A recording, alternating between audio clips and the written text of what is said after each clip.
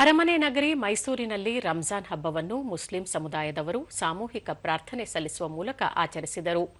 ಸಾಮೂಹಿಕ ಪ್ರಾರ್ಥನೆಯಲ್ಲಿ ಸ್ಥಳೀಯ ಶಾಸಕ ಕೆ ಹರೀಶ್ ಗೌಡ ಪಾಲ್ಗೊಂಡು ಶುಭ ಕೋರಿದರು.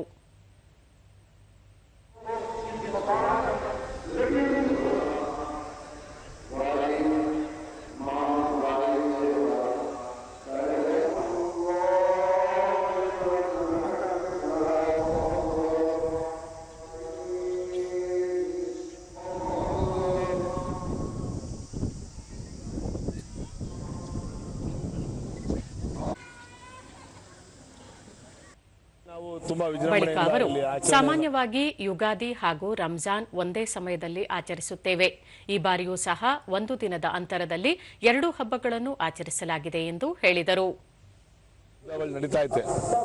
ಇರಾನ್, ಇಸ್ರೇಲು, ಅಮೆರಿಕ ಅವ್ರಿಗೆಲ್ರಿಗೂ ಶಾಂತಿಯ ಮನಸ್ಥಿತಿಯನ್ನು ಕೊಟ್ಟು ಯುದ್ಧವನ್ನು ಆದಷ್ಟು ಬೇಗನೆ ನಿಲ್ಲಿಸುವಂಥ ಅವಕಾಶವನ್ನು ಅಲ್ಲಾಹು ಮತ್ತು ಶಿವ ಮಾಡುವಂಥದ್ದಾಗಬೇಕು ಅಂತ ಅಂದ್ಬಿಟ್ಟು ನಾವು ಕೋರ್ಕೊಂತ ಎಲ್ರಿಗೂ ಮತ್ತೊಮ್ಮೆ ರಂಜಾನ್ ಹಬ್ಬದ ಶುಭಾಶಯ.